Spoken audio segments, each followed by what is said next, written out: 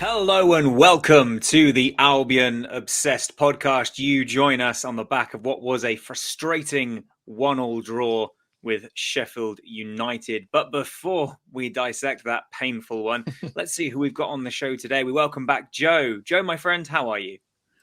Hello, Tom. My life is about as organised as Albion's defence at the moment, so things are going well. Yeah. No, I'm all right, Tom. How are you? That was an absolute burn.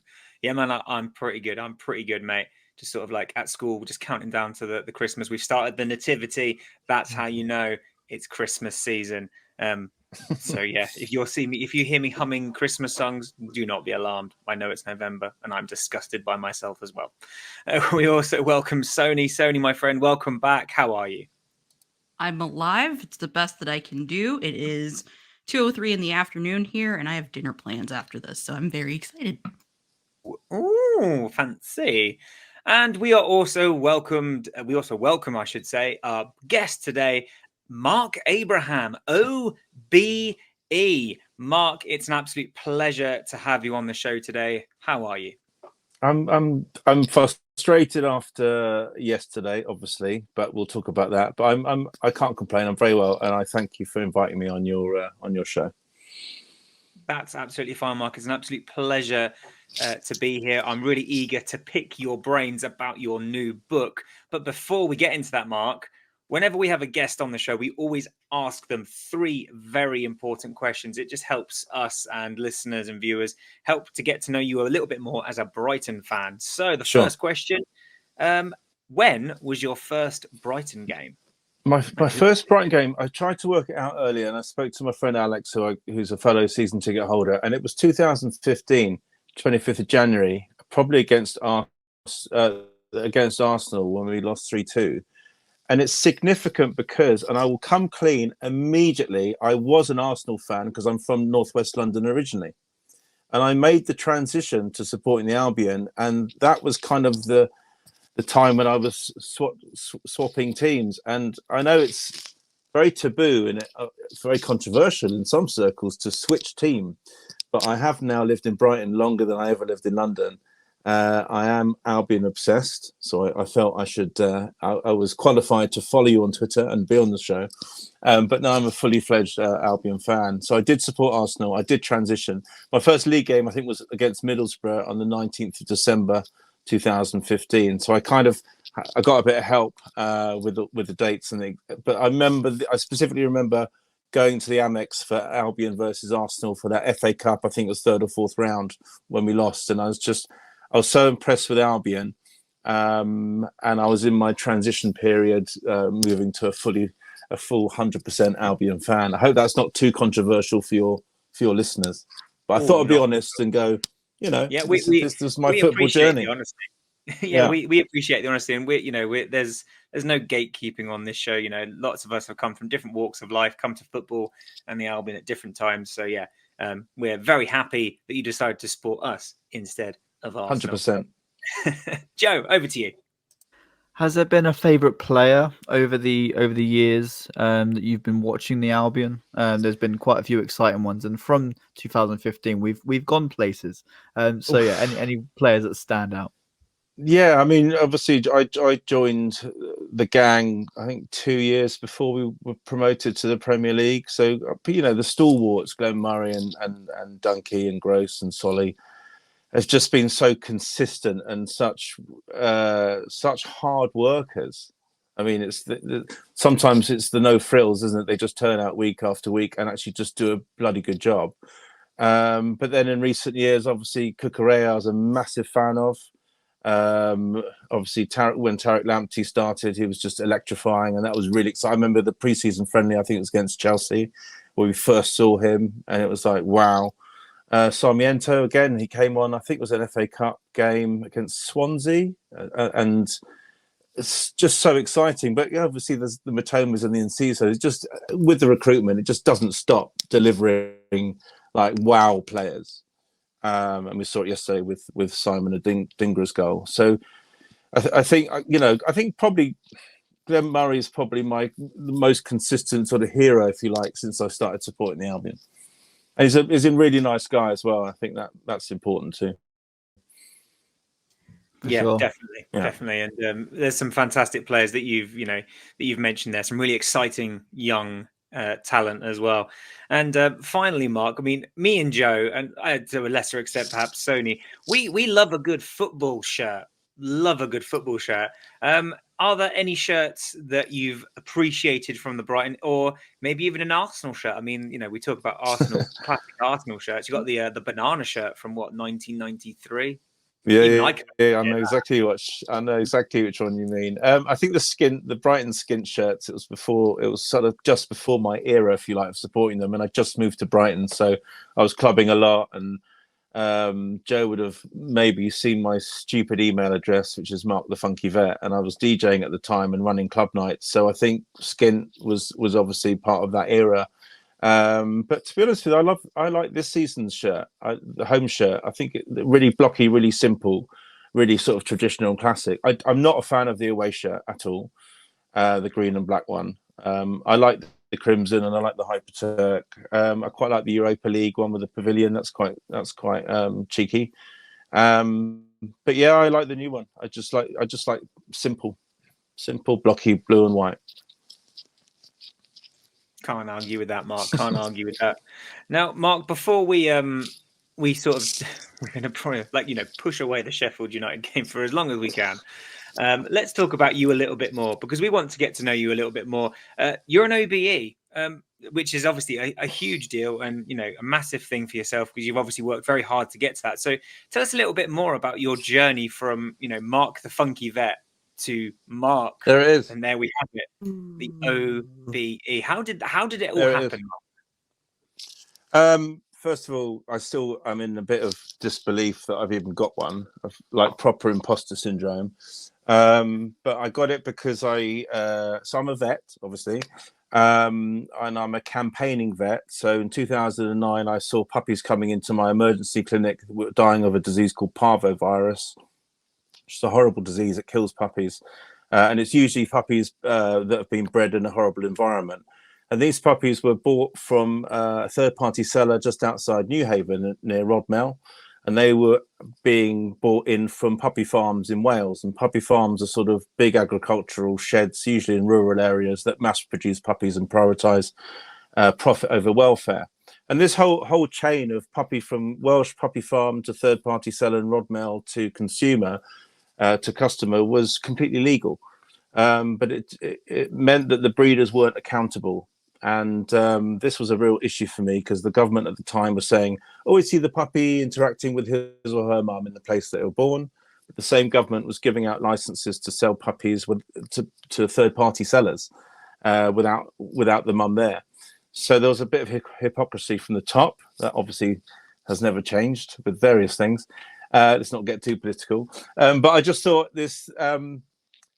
puppies always need to be seen with their mum when they're born, and so over a 10-year period we actually changed the law. It's called Lucy's Law to ban third-party sellers of puppies and kittens.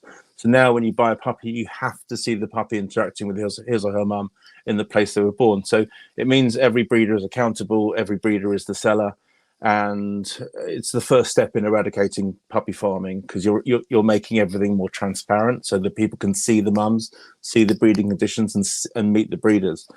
So it was a 10-year campaign that involved first 4 years was sort of awareness day, dog shows and celebrities getting involved, and then it went political. Caroline Lucas, who's obviously a Brighton MP, invited me to Westminster.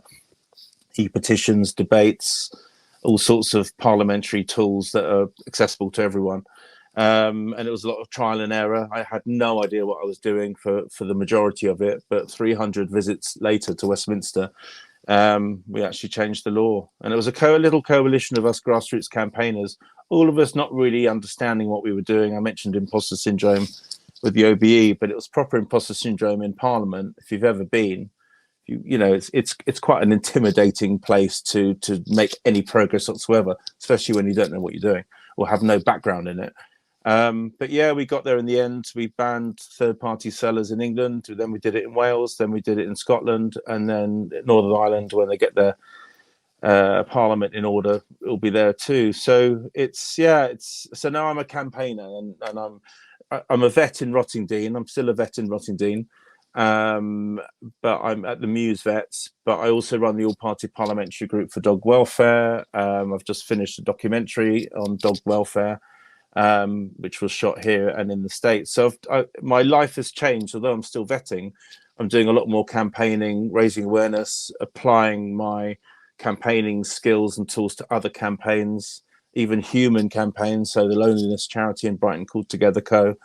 The funny picture I sent you, Joe, about with me in the bird sanctuary with Gully and Sally, Brighton mascots. So yeah, life is very different to how I ever imagined it would be. And to get an OBE, that was only last year. I got it on the Queen's penultimate birthday honours list. So my certificate is signed by the Queen, and I got it from Prince Charles. So I've got a really good combo, which is the picture of getting it with Charles, who's obviously now the King, and being on the Queen's list and having a certificate by the Queen, signed by the Queen. So it's been an interesting time. Sorry, I went on a bit, but yeah, that's sort of in a nutshell. That is so cool. That is like super cool. Yeah, thank you. Yeah, it's a really worthwhile cause, Mark. As I'm sure many Britons around the country would consider themselves dog lovers, but sometimes, and I know this from my wider family experience, they don't always do their due diligence when they buy a puppy. Myself, I've got 2 rescue dogs, but no, it's a really worthwhile cause. And your new book seems to be, it's new book, Be More Mosquito, how you can campaign and create change. And from sort of like what I've looked at online, it seems to be a bit of like a guide on how you can individuals can campaign for what they believe in. And it was almost like taking away this idea that you're only one person, what does your voice matter, and actually empowers people to get out there and make change. So tell us how the book came about, Mark, and what the book is about. Thanks, Tom. Yeah, I mean, you kind of nailed it, really. It's when you start off campaigning for something, first of all, you've got to care enough about something to do something about it. There's obviously a lot of apathy around, can't be bothered, what's the point? As you say, what does my voice, what does that make a difference? But there are ways of using your voice to achieve change. So when I started campaigning, the only touch point I ever really had with Westminster and politics was watching Spitting Image as a kid. Genuinely, I was a science nerd. I was biology, chemistry, physics.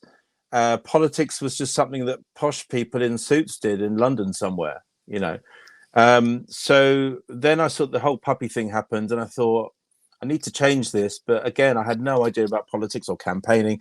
My dad was in advertising, so I'd grown up with fonts and branding and sort of, I guess, concepts of campaigns. But in terms of political, absolutely zero.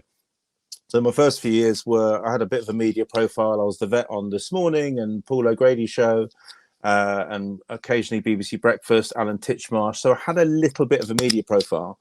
And then I came up with, so I was being invited to these dog shows around the country, charity dog shows, to judge prettiest bitch and waggiest tail and all that stuff. And I noticed that the British come out whatever the weather for their rosettes. So I knew the strength and power of dog shows. So I did one at the racecourse to raise awareness about puppy farming, rescue dogs and responsible breeding. Then I moved it to Stanmer House in the garden for 2 years. It was called Pup Aid. And then I moved it to London, to Primrose Hill, which is obviously a posh part of London. And Ricky Gervais came, Sarah Harding, Liam Gallagher. I mean, it was insane. So we did, and it grew and grew and grew. And we did 7 years in London, 3 years down in Brighton. So that was one way of campaigning, like raising awareness, changing behaviour. And then Caroline Lucas invited me to Westminster, and we had a chat. And I was on the lowest of the low political rungs of the ladder. And just, as I said before, trial and error, petitions, debates, select committees, meeting MPs. And as I was going along this mental journey, really, I just thought I have to put this down on paper one day, because when you're a grassroots campaigner, you have minimum resources, zero really. You have creativity, imagination, no money for it. You're not like a political lobbyist who has all these hundreds of thousands of pounds to influence people. It's really creativity and imagination that drives it, and not giving up. And I just thought I have to put this down on paper one day. So if anyone cares enough about something to want to change stuff, instead of just going, what's the point? They can pick it up, and there's something in there for everyone, whether it's retweeting a tweet with a petition link in it to actually leading a full-blown campaign that actually changes the law. So there's something on that spectrum for everyone to do. Forming a coalition, use of social media, traditional media. There's so many tools that are out there that are free and accessible to all of us. So you could flip it and say there's really no excuse for not doing anything that you care strongly about. And we live in a world where we have this social media never existed like it does today, 10, 15 years ago, to be able to connect with influencers and decision makers, politicians, campaigners. So you can get a coalition together quite quickly. You can tag in people that you're trying to sort of pop up on their radar. And you can go in and meet MPs either in where you live or in Westminster. So there's just ways of doing stuff. And I thought I'd simplify it so no one sort of wasted their time and resources. They can just crack on with it and do it in the most efficient way possible. Yeah, I've seen a lot of petitions on Twitter and things like that are related to really important causes, and they don't get nearly enough traction as you might imagine that they should. And what do you think is the key to getting the word out to the right amount of people, and so people don't just scroll past? We live in a world of social media that's so instant, you can just scroll. Yeah. How do you really get your message out if people do want to campaign about something they feel strongly for? I think they need Twitter's the sort of place for proper campaigning, I feel. I mean, it has changed a lot in the last year or so for the worse. If you haven't got a tick, you just have so much less interaction than if you do. And I refused to get a tick. I wasn't going to pay for something that I was doing, because I was one of these people who had a tick, but I was making Twitter better by bringing information to the masses and sort of sharing petitions and stuff. And you almost felt like you got penalized for why Twitter was a useful platform, if you know what I mean. Now you have to pay. It's like, I'm not paying. Sadly, you get a lot less interaction. But to your point, find people that are campaigning about the same thing, and that's really easy with just like looking at hashtags and stuff, or just putting keywords in. The type of petition is really important. There's a lot of change.orgs, which are very popular, and you can set it up in a few seconds, but they don't really result in a debate or any form of a tool to make progress in Westminster. So it depends on what you're trying to do. If you're trying to raise awareness, change public behaviour, change laws, it depends on what petition you need to choose. And I've written this all up in the book. The obvious ones that we see quite a lot are the 100,000 e-petition parliamentary ones. So that pretty much guarantees a debate if you get 100,000 signatures. And they're the green and black and white ones. They take a few weeks sometimes to go live. So that's different to the change.orgs that are instant. But at the end of 10,000 signatures, you get a response from the government. 100,000, you get a debate in Westminster. And people, and myself included, I was so naive at the beginning. I thought if you get 100,000 and it gets debate, surely that's it. You've changed the law. But that's really, depressingly, it's actually the beginning of the journey, because it's just a conversation with MPs. You get a response from the minister who represents the government, obviously, and then you build on basically the opposition arguments to what you're campaigning for. Other advice would be to always have a solution if you're going to campaign. There's no point going, this is bad, and then people go, well, what are you going to do? I don't know. So you need a solution that's practical and workable and legitimate. So yeah, there's just so many pieces of the puzzle when you're campaigning. But I guess my point is, it's all doable. I came from a position of not knowing anything about politics and ended up changing a few laws and now running an all-party parliamentary group in Westminster. I still get imposter syndrome. I've been there probably 350, 400 times now. I have meetings in number 10 with regard to rescue dogs. Tom, I was responsible for getting Boris and his wife's Carrie's rescue dog, Dylan. And again, that was a huge career highlight, because you're getting a rescue dog into one of the most famous addresses in the world. So all these things are possible. You just have to be prepared for the long game. I would say one of the biggest pieces of advice is tone. You need to get your tone right. There's so much aggression out there, and as soon as someone's aggressive, you just switch off. And you can't be aggressive to MPs because they'll switch off. So you've just got to be really polite and respectful, even if things aren't going your way, and be prepared, as I said, to play the long game. And as I write also in the book, you're working towards an ambush, and by ambush, I mean the end of your campaign is basically surrounding the chief decision maker with all the tools: petitions, celebrities, debates, select committee. You want the public, obviously, you want everyone around that chief decision maker to be singing the same thing, and then they just go, got to do it. And that's kind of what we did with Lucy's Law. We tried every tool in the book until the chief decision maker, who at the time was Michael Gove, he was Secretary of State for the Environment, went, okay. And it's and sometimes they still won't, and sometimes they'll drop a bill, like recently with the Kept Animals bill. But you've just got to keep going, and you've just got to be evidence-based, provide a solution, and take lots of deep breaths when things don't go your way. And over 10 years for Lucy's Law, things didn't go away a lot. So yeah, you just got to be patient. It's like a big game of chess, really. It's the best way to describe it. You'll be really, really patient, but you can get it. You can do anything you want. You just have to do it in the right way. That's absolutely wonderful, Mark. And I think, a massive well done to you and everyone who you campaigned alongside. Well, thank you. No, because I mean, as an animal lover, the amount of animal lives that will be made better because of that. Yes, 100%. So I think that's important, very important. And I led the campaign, but really little Lucy, who was a dog that rescued from the puppy farm, she had all these problems. She had separation anxiety, she had arthritis, she had dry eye. She was a tiny little Cavalier King Charles Spaniel. She kind of really led the campaign, and we all, us humans, sort of filed in behind her, from our grassroots campaigning coalition to hundreds of thousands of people who signed petitions and came to a few rallies and contacted their MP. So it was a massive team effort, which I'm incredibly proud of, and it still feels like someone else did it, if you know what I mean. We were in this weird bubble of campaigning, almost like the rest of the world was behind like a perspex screen.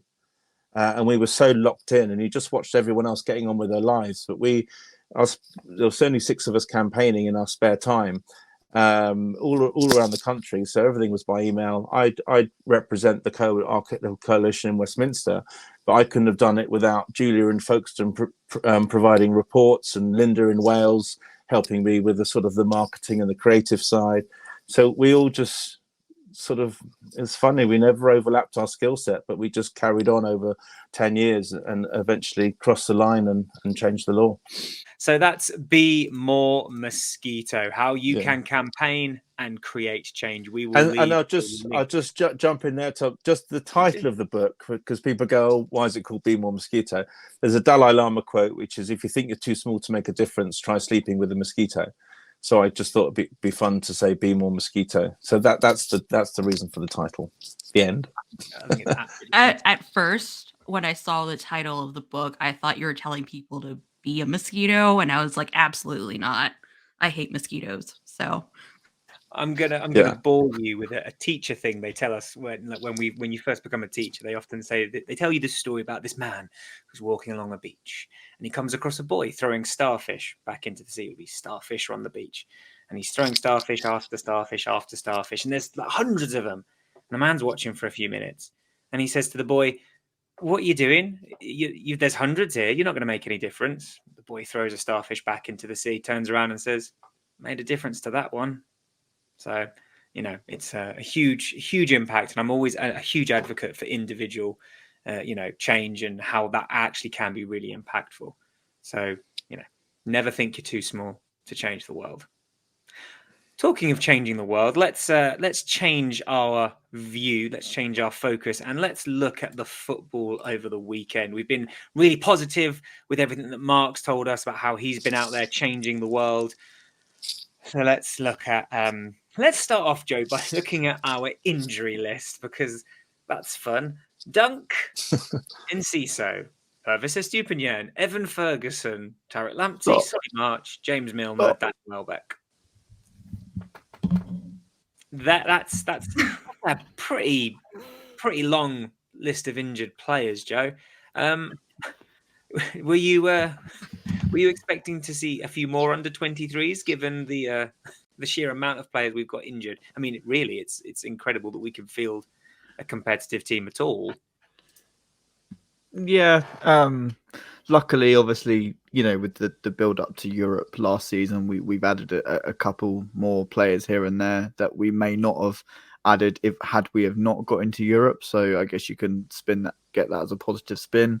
I think had we not have seen Jakob Moder back on the bench, there would have definitely been another under 23 on there as well that we could have maybe seen an appearance of. It's just a bit of a disaster, isn't it, Tom? Like what on earth are we to do when Purvis comes back on at Ajax after 15 odd minutes? It looked like he mouthed it's gone. So I'm terrified that something else has gone out of his knee or something like that. Solly was still none the wiser as to how long he's going to be out. Danny Welbeck, I've forgotten pretty much that Danny Welbeck existed. It's a really difficult situation. It's surprising that we've managed to beat Ajax twice in the space of 2 weeks and still be competitive on that front, because we really could have taken a nosedive with how our squad is at the moment. And you could say our league form has taken a nosedive. I think it's no win except for Ajax, no win in 10 games, I believe. So yeah, it's looking bleak. Last win in the league was against Bournemouth. Yeah, it looks bleak, Tom, and hopefully we have an upturn in fortunes with our injury list after this international break. I've never wanted an international break so badly. I know, tell me about it. Normally international breaks are sort of like, you don't want them to turn around, especially in the last 18 months or so. We've been so fortunate with our league form. We haven't wanted the league form to stop. But yeah, I definitely agree. I mean, Soni, we saw Mahoney, O'Mahony, I should say, named along at the bench alongside returning Jakob Moder. So there were spaces for the under 23s. 6 changes for the team that beat Ajax in Amsterdam, which was just mind-boggling. Duncan Milner obviously out injured. Verbruggen out, Veltman out, João Pedro out, Mitoma on the bench. In come Jason Steele, Igor Webster, Gilmore, Lallana, and Buonanotte. And the first Premier League start for Fati. So we're still seeing a lot of rotation. What did you make of the starting 11? Because I suppose it was make do as much as anything else. Yeah, I think I've mentioned this all week, and I think I mentioned it even more the week before. At this point, we're just throwing people into the volcano. It's that time. Mostly because we have so many injured out, and everyone is just like, oh no, what are we gonna do with this and that and the other thing? We have the people. We really need them to obviously not one to step it up, but 2, they need the experience. Like we have to have these losses in order for them to gain experience. And I feel like our fan base lately has a little been reactionary. Definitely once they see one player out there, like we have to get this other player. It's like, bro, we have other people on this team, like that's okay. I, for some reason, thought that Verbruggen was going to be playing this weekend, especially after his performance. But I also get at the same time, it's like you have to give a break. So, everybody that we put in first, we're definitely like just, I wouldn't say placeholders, but definitely a little bit of a reprieve for our usual starting lineup, considering all the changes. So again, a lot of people, when they criticized RDZ's lineup, the last time that happened was Wolves, and what happened at Wolves, or at home when we had the Wolves. We already know how that goes. But I mean, I was pretty confident in the lineup. I didn't think anything out of the ordinary. I said, okay, this is who we have. volcano time. Time to throw them in. I absolutely love that analogy. What an analogy. Mark, I mean, you said, in the introduction, we just spoke about, you've been following Brighton now since about 2015. So in those intervening years, you must have seen, the way Brighton do things. You beat Ajax away at the Johan Cruyff Arena, one of the most iconic stadiums in Europe, against one of the biggest teams in Europe, albeit they're not, as amazing as they used to be at the moment. And then at home against the team at the bottom of the table, worst goal difference, and were you confident that Brighton could get a result, or have you sort of seen enough to go, yeah, Brighton are going to do a Brighton? We do have a habit of sort of giving points to the lower teams. I mean, we know that. I do think it's also worth noting, though, that the officials for the Fulham game and yesterday's game were, to put it politely, questionable. I think we've seen a bias. I think there's a lack of consistency. And I just felt, again, yesterday, it's like, really, yes, we've got a lot of injuries, but it doesn't really help when the officials aren't on our side, but aren't just being fair. And, we should have had a penalty yesterday. What was the difference of that elbow hitting the ball to Dunkey's one at the beginning of the season that was a penalty? Do you know what I mean? It was exactly the same. And I think it's the lack of consistency that absolutely boils all of our blood, because we're going there. We have got massively high expectations now for this side because they've been just unbelievable. So when it's kind of ruined by officials, I just think it's infuriating. And that's, I think, the atmosphere does change at the Amex quite quickly, and for good reason. We're all trying, the players are trying. We have got a depleted side, and just it's almost like it's ruined by that. Obviously, the red card was a red card, and we didn't really help ourselves in that respect. But I just think you come away, the levels of frustration. You don't mind it if they've lost and they've played well, but when they've lost, and I think the officials have been part of that. It just leaves a bad taste in everyone's mouth. Does that make any sense? Yeah, it does, Mark. And we've said as much over the last few weeks. There's been some very questionable decisions, and there was a few in that game that we'll talk about in a bit more detail in just a bit. Joe, let's start talking about the first half then, because within the first half an hour, Brighton looked absolutely excellent going forward. They just lacked the clinical touch to extend the lead. But let's talk about the goal, Joe, because it was a thing of absolute beauty. Simon Adingra goes on a weaving run. There's a lovely little 1-2 in the box with Facundo Buonanotte, and then Adingra slots home off the post. It was a sensational goal from a player who's really in form at the moment. It was probably one of the most electrifying goals I've seen at the Amex. Just the way that the burst of pace from Simon Adingra. I don't think we've seen these types of wingers at the Albion up until now. Up until we've had the likes of Mitoma and Ciso. You could argue he's a number 10. And Simon Adingra, who just literally pick up the ball and run at the defenders, and that puts them on the back foot instantaneously. And then they're having to make these split-minute decisions. That one, if they cock it up, you're going to give away a penalty, and two, you've got this incredibly quick player running at you who can, as you said, Tom, is in incredible form, and will bury it. And it wasn't just explosive, but it was a really intelligent piece of play that he got the ball away from himself to create more space. Buonanotte with a tiny little flick on, which just takes so many defenders out of the game, and he's got the opportunity to put it in the back of the net. And that's what you see from Simon Adingra, also coming off the left as well. He's played on the right for, I think, all of his games so far for us. So to make that transition to the left and fill the boots of Mitoma, and do his role so well, absolutely perfect. And I've said for so long, we're so lucky to be stacked in those positions that we are, because had we had the injury crisis that we've had at the back, but at the front, if you swip that around, it's a disaster. So luckily we've got that safety net of having these players come in and do really well. And it was an unbelievable goal. So good to watch from the North Stand, and yeah, scenes in the North Stand. Love it. Probably the only positive thing we'll talk about today. The thing is, what is the most frustrating thing for me is because that goal was beautiful and there was so many opportunities to extend the lead. Fatty had some great opportunities. Billy Gilmore had a wonderful shot at the end of the first half. João Pedro had a really good chance in the second.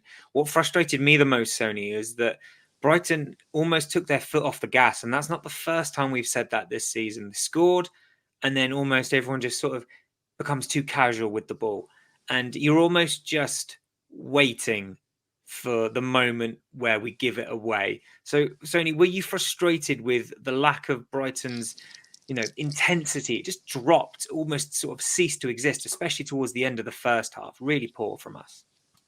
Oh, absolutely.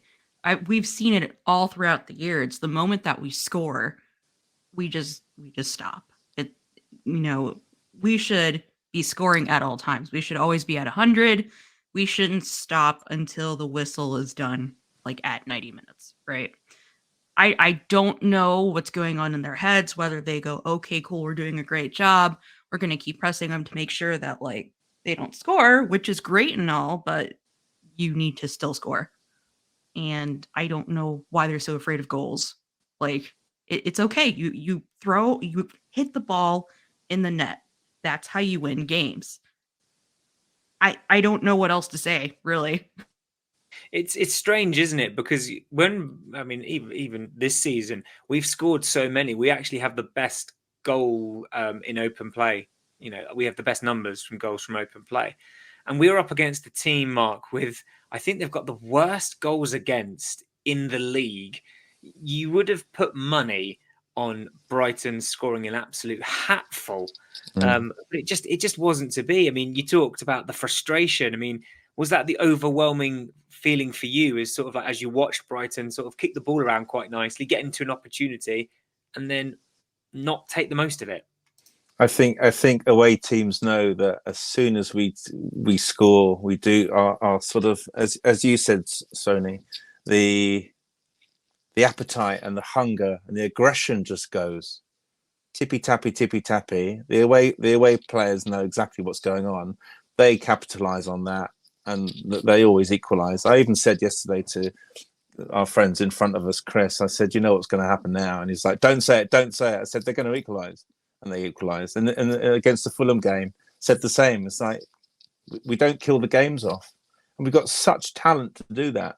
But it's almost like, as I say, the first goal goes in and the aggression levels go down, and the almost like the direction of the ball changes, because it's forward, and then it starts going backwards or sideways, and possession. And it's to have 80% possession or 60 or whatever it is, but lose, which was what happened really over in the Potter years. We had so much possession, and I think Sheffield United had one shot on target yesterday.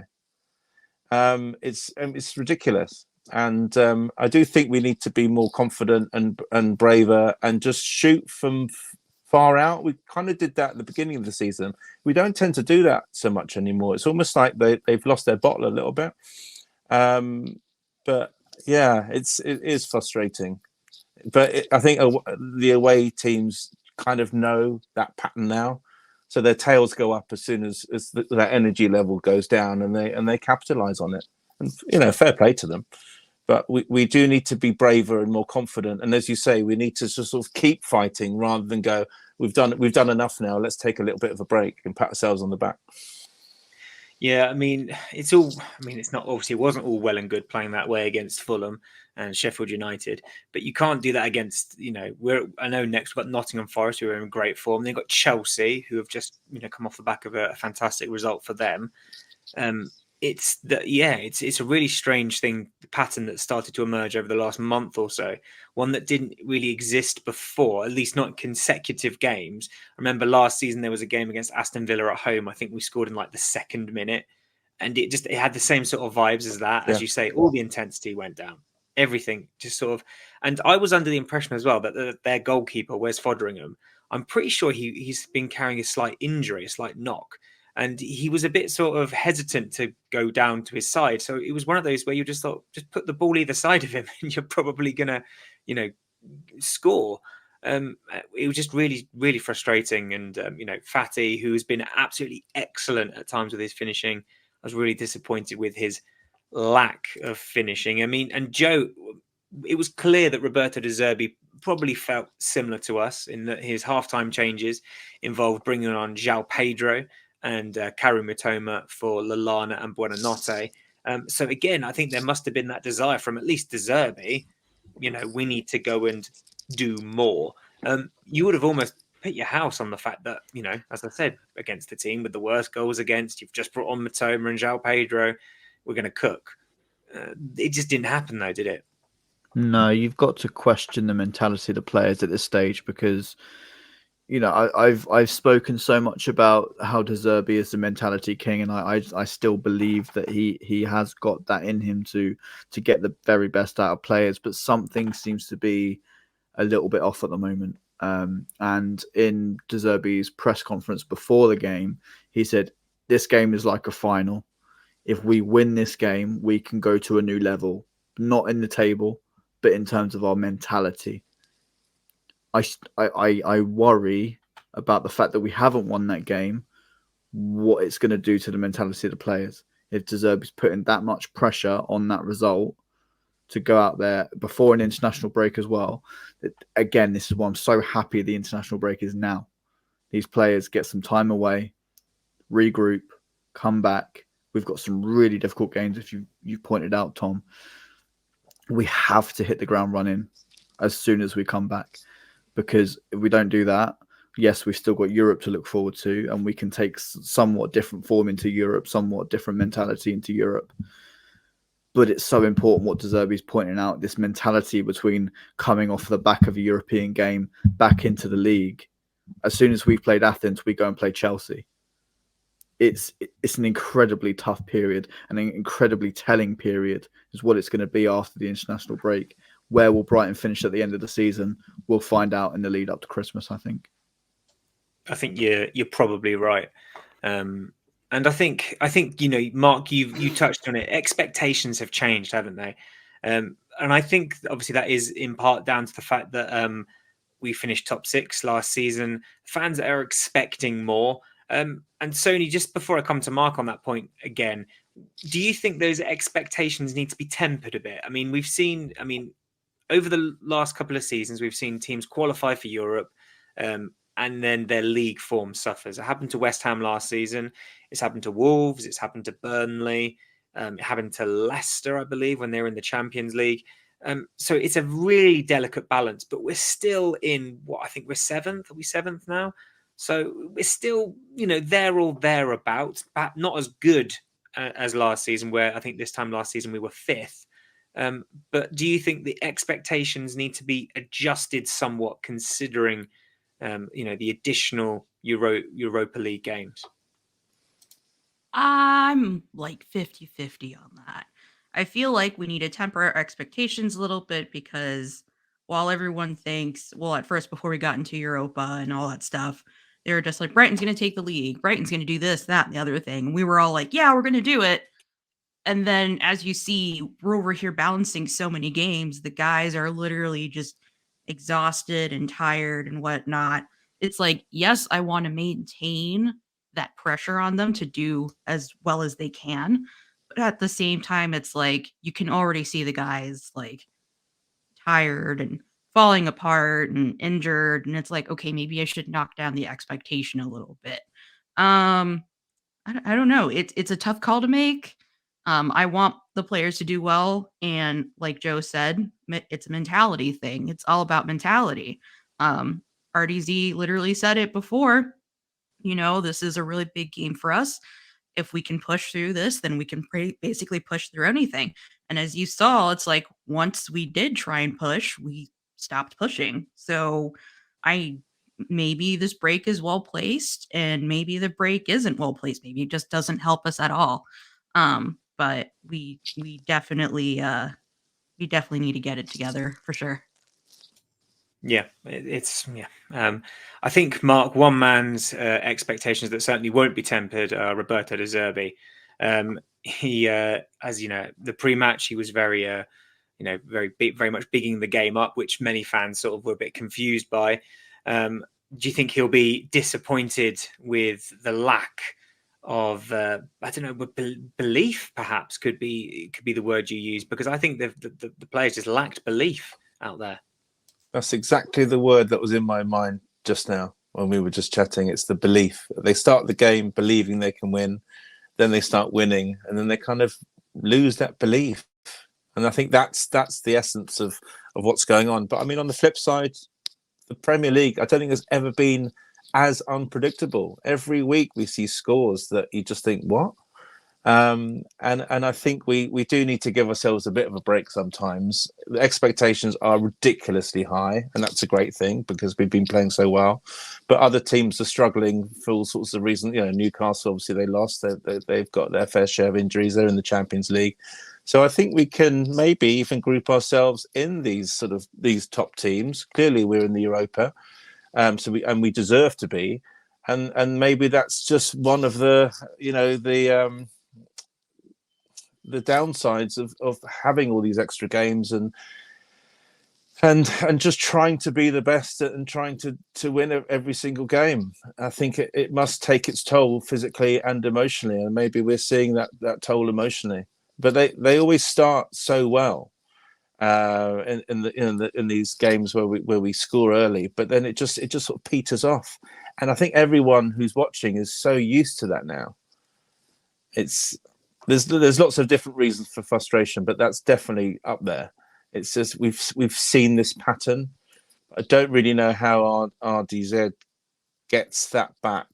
I mean, he will try, obviously, and I'm sure the players will too, but I don't think there's a quick fix. I think he almost needs to take them to Dubai or something and just have some warm weather training and then bring them back, get the morale up, get that sort of team spirit up, and hopefully get a few more injured players back on the bench and back on the pitch. Yeah, I think you're probably spot on there, Mark. We've got to talk about the unraveling, shall we say? And I think it all starts, Joe, with the moment that I know Mark's already spoken about, but you were very frustrated by as well in our Albion Obsessed group chat, and that was the VIR check for handball. So it was a Dahoud cross, I believe, hit the hand of Bogle. It was a very quick VAR check. Very similar to the penalty we saw given against Lewis Dunk when we played the season opener at Luton. We all know that was given as a penalty, and we were all very, very angry about that, very frustrated by it. For me, it's not a penalty. However, it's the consistency. It has been given as a penalty already this season. So surely, if you want to, the integrity of VAR and the officials to be high, not that it is at this moment in time, it's got to be a penalty, Joe. Me and you had a discussion after the Everton game about the butterfly effect of football, and if moments are given, will we have the opportunity to see what happens and how the game pans out if the decisions are made correctly? If Dunkey's goal was given against Everton, what would have happened after that? If that penalty is given, we more than likely score it. I don't think João Pedro's missed this season yet from the spot. We'll score the penalty. We're 2-0 up, and hopefully the floodgates open a little bit more. I know that's if, buts, and maybes, but that opportunity to see what happens after that is taken away from us by the officials. Because, as you say, if you're looking at the Dunkey penalty, if you're looking at multiple penalties over the season, it's a penalty every single day of the week. You put them side by side, both of those decisions. I put them side by side. I watched them side by side. They are identical, as you've already pointed out, Mark. I believe earlier on in the podcast or before we start recording, they are quite literally identical. And that's what really, really annoys me about VAR is this consistency that they bang on about when some decisions don't go for people, and they say, well, you want the consistency, so deal with it. So it works both ways, but we're not allowed to get annoyed about it, because then you're disrespecting referees. And then De Zerbi's making comments, and more than likely we'll get a ban because of the comments he made. I've got no doubts. And we're in this awkward position where all of these awful decisions are happening every single weekend, and we're not allowed to say anything about it. Obviously, whatever we say, in the grand scheme of things, doesn't really matter. We're just on a podcast talking about it. They're never going to listen to us. But when managers come out passionately, get ridiculed for talking about decisions that have really affected their team, and at the end of the season could really affect the outcome of where this team finishes. As Mikel Arteta has said, there is so much more at stake here than just making a decision to back your friends up or whatever's happened over VAR. I'm not talking about this sole decision. I'm talking about the whole shambles that VAR is. We're sitting here not allowed to say anything because then you're going against the integrity of the game. They are going against the integrity of their own game that they're trying to officiate, and it's a disgrace. But nothing I say is new. And that's what really annoys me. We sit here week in, week out, talking about VAR, talking about referees. And, it's coming to fruition now that managers are starting to talk about it. Great. We really need that. But they're going to get banned. They're going to get ridiculed by the media because it's not for their team. You said it, Tom, in the group chat. The anger needs to happen every single time, whether it's your team or not. The anger needs to happen. And that's the only way that change happens. Yeah, I think it's been very telling that I think on the last 4 podcasts, 5 maybe, we've had to devote time discussing VAR and discussing officials and their decisions. Of course, we have inherent bias because we are Brighton, but I think even anyone who can, is a football fan could look at the two, decisions we're pointing out, Dunk against Luton and yesterday, and say, well, how is it one is and one isn't? I think that's the crux of it for me. I think it came down to his arm was in a natural position. Is that a natural position? When the ball's coming in? No. Audio listeners, go to YouTube, go to around 53 minutes and tell me if this is a natural position. Whereas Dunk, of course, sliding his arm down, to support his body as he slides. There is no doubt, though, Soni, that Dahoud's red was a red card. I think initially on the first watch that I saw, the first angle, I was like, nah, that's not a red card. What are they on about? And it was when you saw the reverse of it, you see the studs up. Bit of a silly boy. Silly boy. Frustrating because up until that point, yes, Brighton had been wasteful in front of goal, but it had been relatively comfortable for the team. And it's fair to say that red card completely changed the game. 100%. That card basically derailed everything that we were working on. I'm sure RDZ was also caught off by surprise by that because that's I think the first time he has to experience that, where now he's down a man. Oh no. Now what do we do? I at first, like everyone else, didn't think it was a red card just because I had seen it live and I was seeing the replays and I'm like, nah, that's not a red card. There's no way. But then someone on Twitter ended up finding the reverse video. And so you watched it over and over again and you're like, oh, I see why. Definitely a red card. Was it intentional? No, I don't think so.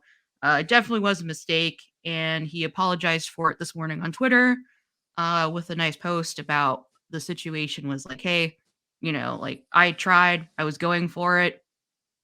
I messed up. Sorry. Let's just move on. And most people appreciate it. I did, because not many people would own up to that.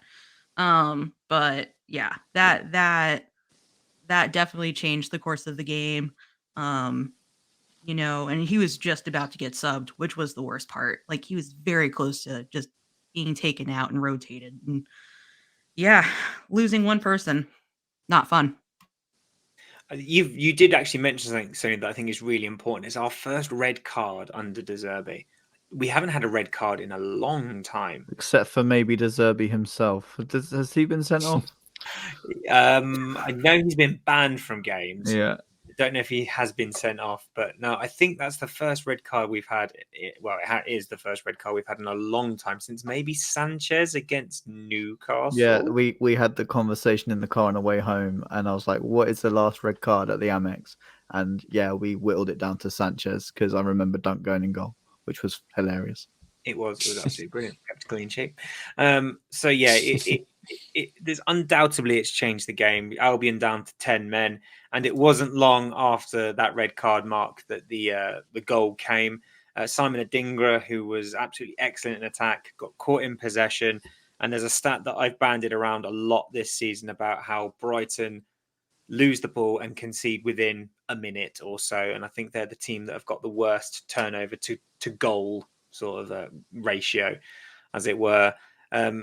What frustrates me the most, Mark, is that it's a very avoidable goal, a cross from Bogle, deflected into the net by Webster, who's the wrong side of his man. It's just really frustrating. But as you say, Mark, you could just tell that it was coming. You just know it's coming, and as you say, I think it's a lack of focus in midfield. They do give the ball away.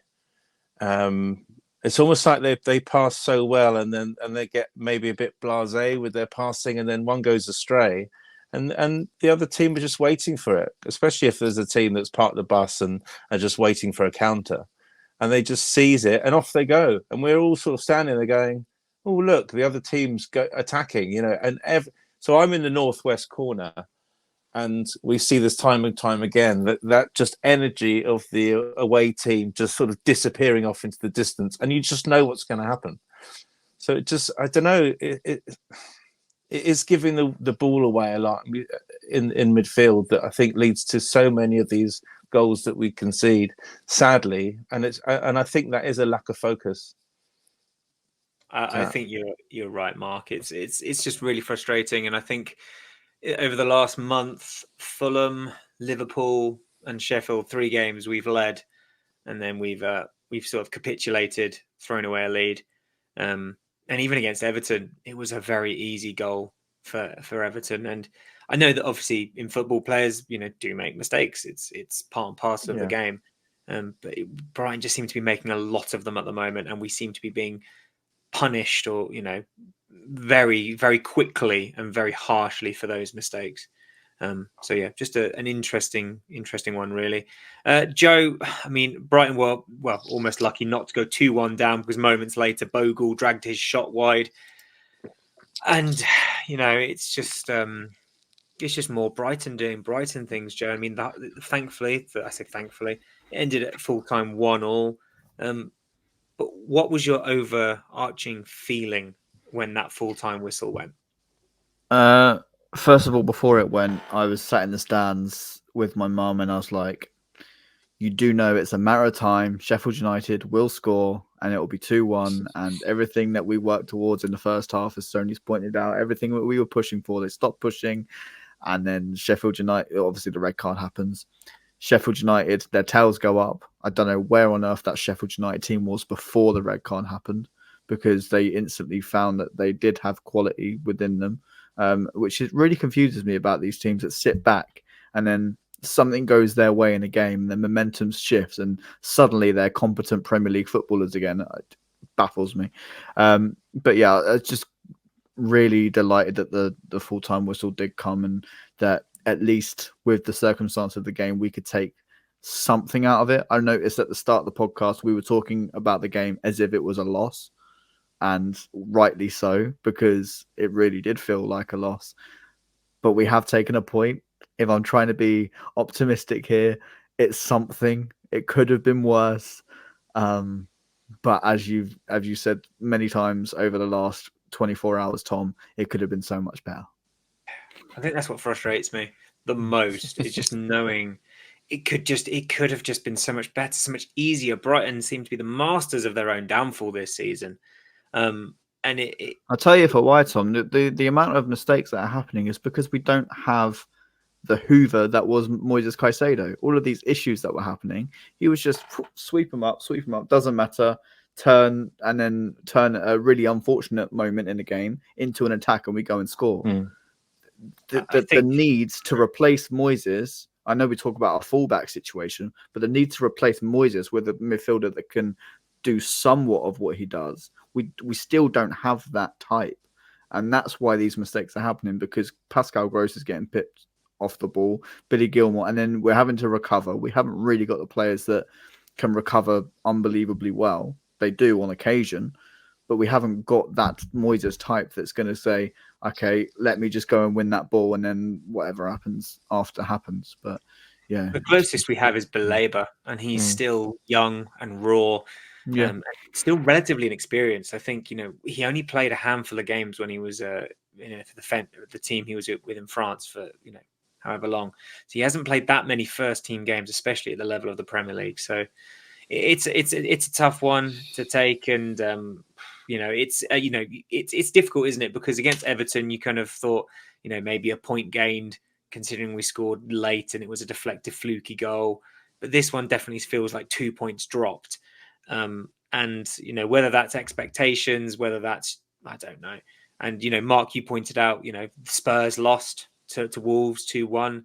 Liverpool drew with Luton last weekend. So there's Man United won. That was unbelievable. There's been some pretty topsy-turvy results across the last couple of weeks. So I get it, but it still doesn't make me feel better. It still makes me feel very cross, feel very frustrated.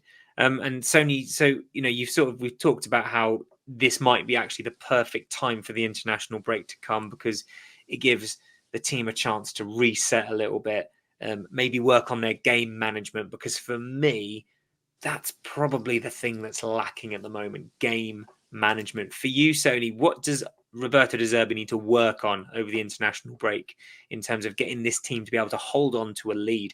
And for the love of God, keep a clean sheet in the league, because now we've conceded and scored in our first opening 12 games.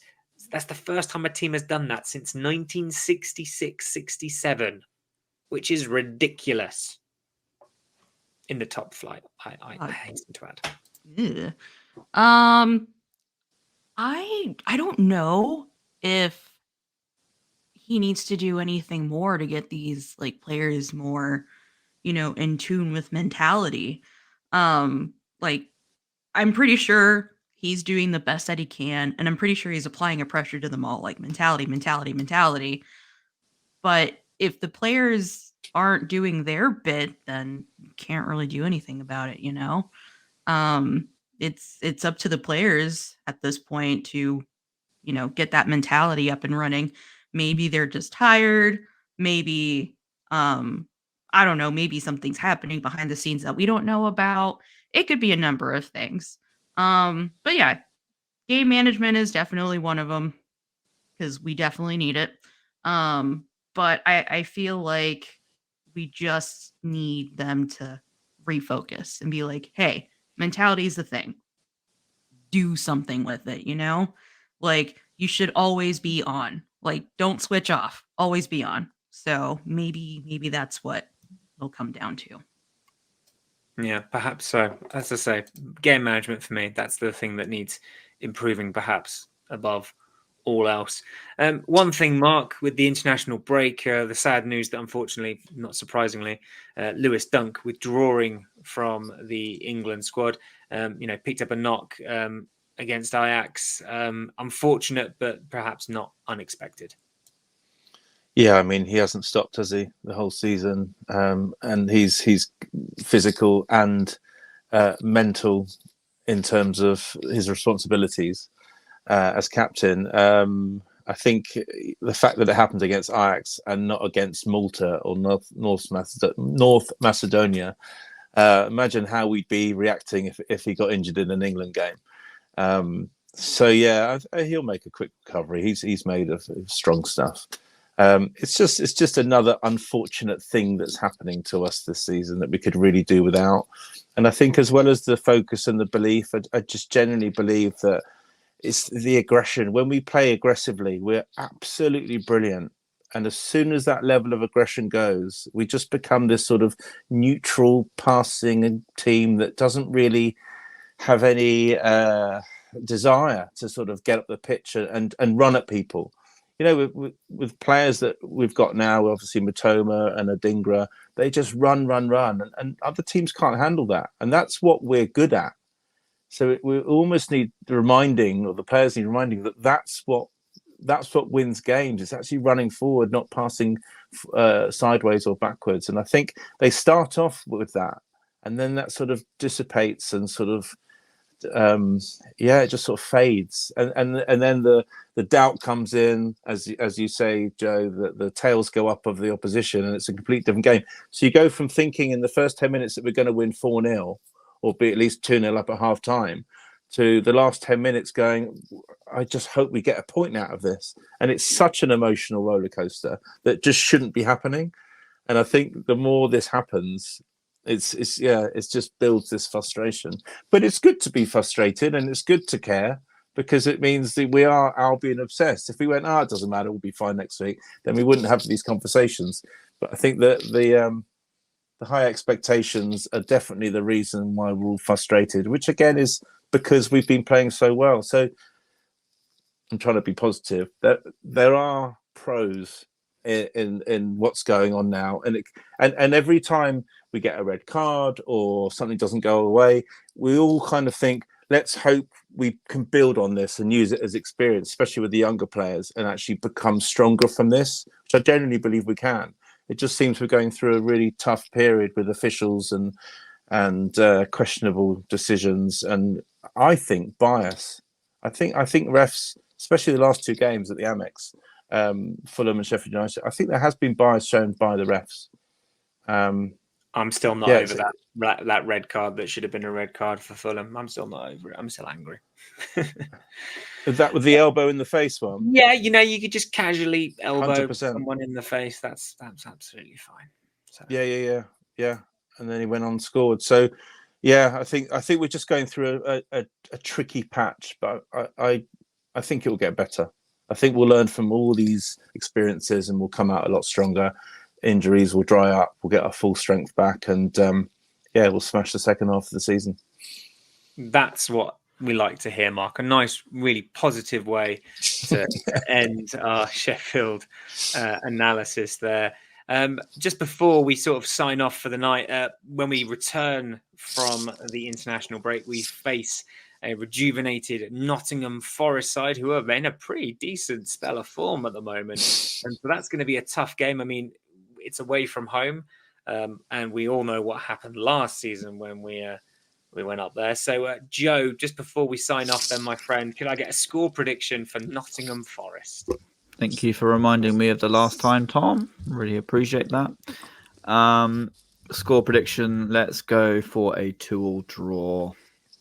Sorry, Mark, your inspirational speech didn't quite turn me into thinking we could win after the break. Hopefully second half of the season when Christmas is done, but leading up to that, I think it's going to be tough. So, yeah, 2-2. Fair. Soni, how about you? Score prediction for Nottingham Forest? I'm going to do 1-0 us, considering that we don't take our foot off the pedal. But if we do, we already know how that's going to end, so I'll just be quiet. I will take our first clean sheet of the season. I will take it. Finally, Mark, what do you think the score is going to be against Nottingham Forest away? I have to agree with Joe. I think it's going to be 2-2, and I know it's being a bit negative, but I think going into these games now with the injuries and with certainly with Forest on the ascendancy, I think we will be good to get a point up there. It's a weird season, but I think you just got to. We're lowering our expectations, you see, naturally in response to what's happened. So we're kind of almost protecting ourselves by being happy with the draw. Weird, isn't it? Yeah, I think, but I think it's a natural thing to do because I think, all things considered, it's probably going to be the safe bet. But I've got to go with my heart, and I'm going to say Brighton 17, Nottingham. No, of course not. I think it'll be a close game. I'm probably going to go for a draw, but I'm going to go 1-1. I'm going to go basically a repeat of what we've seen today. Brighton managed to score early, and Nottingham Forest get back into it.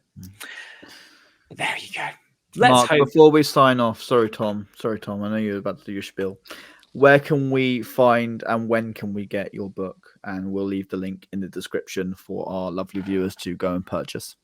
That's very kind of you. You can get it on Amazon. It's quite easy. I think there's a few copies in Brighton Waterstones as well. Just Be More Mosquito. And I want to say thanks for inviting me on your podcast. It's been really fun. And also I want to give a couple of shouts out, if that's all right. Alex and Nads, who are my fellow season ticket holders, and we go to all the games.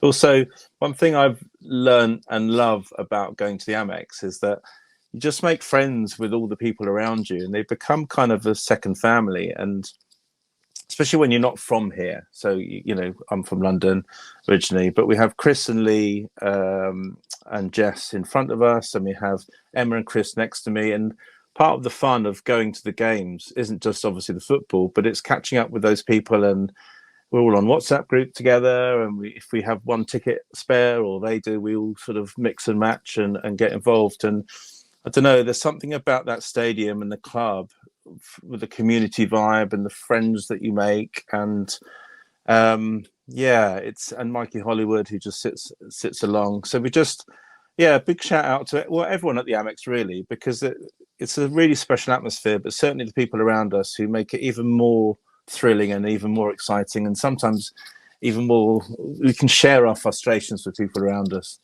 and have beers afterwards. And at the end of the day, it's just a phenomenal team to support, great community, and we can have all these conversations like we've had tonight off the back of it. Very well said, Mark. Very well said. Football is so much more than just a game. Just before we do sign off, I just want to let you know that the Albion Obsessed team are taking part in Movember. So we have a Movember page set up. So if you are able to, any donation towards the Movember cause, which is raising awareness of men's mental and physical health, is greatly appreciated. Even a simple retweet, as Mark has already alluded to, can go a really long way in just ending the stigma of men's mental health. So a massive, massive thank you and well done to the AL team for their continued hard work there. Still got another 17 days to go. So Joe, your moustache is looking rather lovely. So it's awful in person. The camera does it justice. I cannot grow facial hair. You're lucky. You're lucky. I will take it. But remember, it's all for a very good cause. So that's the last little plug from me. Thank you very much to Joe, Soni, and of course, don't forget One Clop Shop.